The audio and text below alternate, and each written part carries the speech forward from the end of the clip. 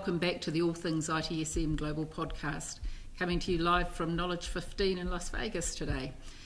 I'm Kirsty McGowan. I'm here with Ken Gonzalez. Hi. And Carlos Casanova. Kirsty. And our guest now is Matt Beran, man of the many bow ties. I used to do glasses too. You don't do glasses anymore? No, it got too expensive. So those things on your face are not glasses? No, they are, Carlos. Okay. Because I keep hearing that you're really not into technology. I'm not into technology, I guess. Okay. No, I actually am into technology. We're in IT, you have to be in tech. But I mean, you and I have had the conversation before that, it's not all about the technology. So, maybe, kind of expand on that. I mean, I've heard a lot of it, but, for other people, if you could speak that out a little bit. I was just copying down some notes down there from the keynote this morning because the keynote just finished. And they announced a lot of new things. ServiceNow Express, which don't slip up and say it, because someone did during the keynote. If you go back and listen, they said Service Desk Express at one point. And Developer Portal, they talked about the Developer Portal and the new store. And what in IT specifically, I'm not talking about the enterprise as a whole, it's not necessarily, those things don't necessarily drive value. It's easier to roll an app. It's easier to go live. But that isn't necessarily the business goal of an ITSM implementation, right? I mean, we're sort of, it's sort of like the tool vendors are driving us faster than IT or the business has a need to. Right.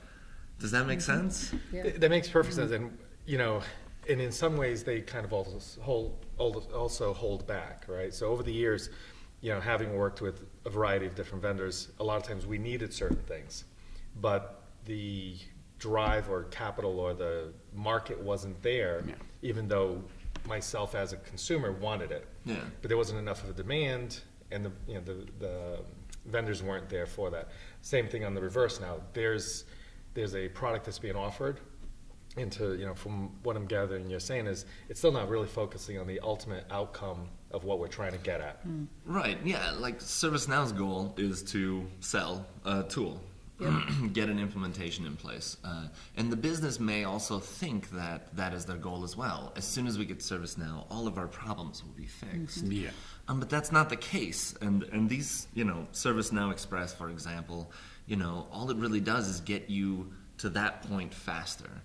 You get ServiceNow in or whatever, you get any tool in basically, and if you didn't focus on the objective at the very get-go, then you'll either miss it or you didn't realize it. It's the same thing that IT has struggled with for years. We go through an IT program and we get it done. We're successful.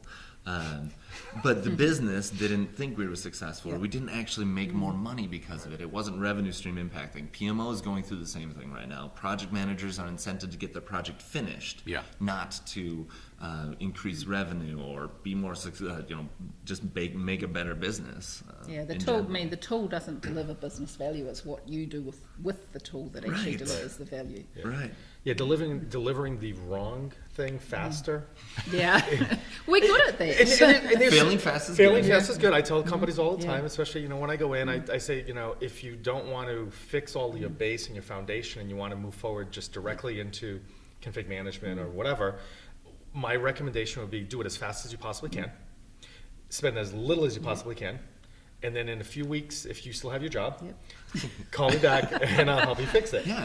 It's the example I always use is somebody orders a vehicle, but they don't tell them what they're going to use it for, or the person building it doesn't say what it is, and they deliver a gorgeous Porsche Carrera, and then they find out it's a Baja 500. Yeah, and the car won't get off the line, right? It's going to sink in the sand. That's it. Right. It's a beautiful car. It's a great engineering piece. It's just the wrong application. It's the wrong outcome that we were trying to get to. Yeah. And so I don't know. I would like vendors. I want to call on vendors and framework companies and consultants to stop focusing on the tool. I mean, it's fancy and everything. The reason that it used to be really interesting, especially at the Knowledge conferences, is because the differentiator with ServiceNow, the reason that they disrupted this market, is because they just delivered modern technology. That's it. And so if you're a tool vendor out there listening, and I hope you are, You should just, get rid of your technical debt. Start shedding that technical debt. If you need to kill your platform and start from scratch, do it. If you need to acquire something, do it. But you need to compete at the modern level, and then once you get to that point, once you have a modern application, just innovate and drive change so that business leaders can make smart choices instead of fast and easy choices. Because we certainly still have a lot of legacy tools in the marketplace. Yeah. We're still sitting there, and really they're not making a difference to the way we work. They're trying to conform us into a place we don't really want to be or shouldn't be. Yeah. Well, it's the commoditization of it, right? Because it's the profit margins are higher on commoditized product. Yeah. And that's the difference. And where we always have these conversations is, yeah, that's all well and good, but here's what we really need to do. Here's where we really want to go. Here's the results that we really need from an industry perspective to make those leaping changes, those differential leaps. So Well, one of the things I hear out of what you're saying is real condemnation of the out-of-the-box thinking. Yeah. And so Kind of. my question, Yeah. well, there's something to be appreciated about out-of-the-box because it allows you to have a minimum viable platform operating, but you can't stop there. You need to go forward. How are you working to address that with the people that you're working with? Where are you finding success in getting them to alter their thinking so they can get beyond that out of the box and now start seriously considering what do we need to do to actually get to be productive? I had the benefit of working for a vendor agnostic employee, which I recommend to everyone, of course. But finding that fit for purpose tool that you don't need to customize is maybe more valuable. And try different things. Look at something like Evernote, for example. You're never gonna code yourself into a corner in Evernote. Yeah. Right? Good point. It's flexible. It does one thing really well, and then integrate with it. I think it'd be really interesting to see you tracking incident data in Evernote and just having it linked out to ServiceNow, or pulled into ServiceNow, or pulled out of ServiceNow, or building systems that do things really well, and then just marrying them together in a family. But what about thinking through the unintended consequences? So you talk about sharing data in Evernote. Perhaps there's data that the organization doesn't want to have go beyond its borders and potentially get released because, it is secure and it's not because the data might get out. How do you manage those? It's kind fit of for risks? purpose, of course. I mean, if you've got governance or compliance issues that you need to address, you're either building it yourself or you're finding an in-house solution. Maybe you could spin up an Evernote server. For all I know, that probably doesn't exist. But if it does, go to Evernote and actually ask them and talk to them about it and try different things and listen to employees. And if you don't provide it, someone else will. right. Well, and I think what we're really talking about is we need to kind of go backwards in how we get to things. Yeah. Right now we look forward and we kind of plan it out versus what am I ultimately trying to get to? What am I trying to accomplish? What's that desired end state? The end state, and let's work back from there. So, and what I'm kind of almost hearing now is, and we go through these cycles, right? There's best in breed, there's sweet, there's best in breed, there's sweet. The example I always use, and I'm definitely going to date myself. The old Wang terminal was the stripped down Netscape browser. Yeah. And then we made it a fat client, and then we added all the other stuff, and then we went back to a thin client. And now our phones were thin clients, but now with all the apps and all the other stuff, they're fat clients again. But that's kind of the cycle. The sad part is I'm not sure that how much we've progressed in a way. Yeah. Because we keep on coming back to the We same. didn't learn from our mistakes. No, we just No. we put new paint on We it. do learn from them, but we just learn from them. We just ignore them today, afterwards. and then next week, and then next year, we keep learning from them again and again and again. Yeah, maybe it's not fast enough, or maybe the slap isn't hard enough, I guess. Yeah, could Yeah. be. Yeah, it's and that's true. I mean, we've spoken to other people where maybe the ones that are no longer existent are the ones that kind of suffer the pains of it, but the ones that have kind of slowly caught on, maybe not as fast as we'd like to see it, and maybe that's why a lot of us are always have these conversations, right? We're the ones that are trying to push it faster. Yeah. I don't want to wait 5 years for this iteration to happen. Why can't we know what we need to do? Why can't we push the industry to happen in 2 years rather than 5? I thought of another answer to your question, Ken. You can't retract it now. I refuse to retract. I said it. It's on the internet. It's permanent forever. It would be I'm sorry, I lost my train of thought. It would be to switching costs. So when you're implementing a system, make it easy to move to another system. Like in the Evernote example we were doing, make it easy to export all of that data out and put it in a different platform. They talked today in the keynote about with the ServiceNow Express being able to just click a button and changing it from an Express instance to a full-blown instance. And I think, like, imagine if ServiceNow, when they first came out, had built a switch to ServiceNow button for Remedy, and you just click on it and it moves it over. Yep. And then later, you don't like that platform, well, now click on it and it becomes an HP platform. It comes down to those really hard things in IT. Development planning, enterprise architecture, just having good foresight. Yeah, and it's, I mean, I spent a lot of time over the years in enterprise architecture and looking at, common information model, and those things, and all the tools are based on that. And I love that term. They first looked at it and says, hey, great, we're going to start a tool. Look, here's the base. Now let's move on. And, and they all go forward because in theory, they're all based on CIM.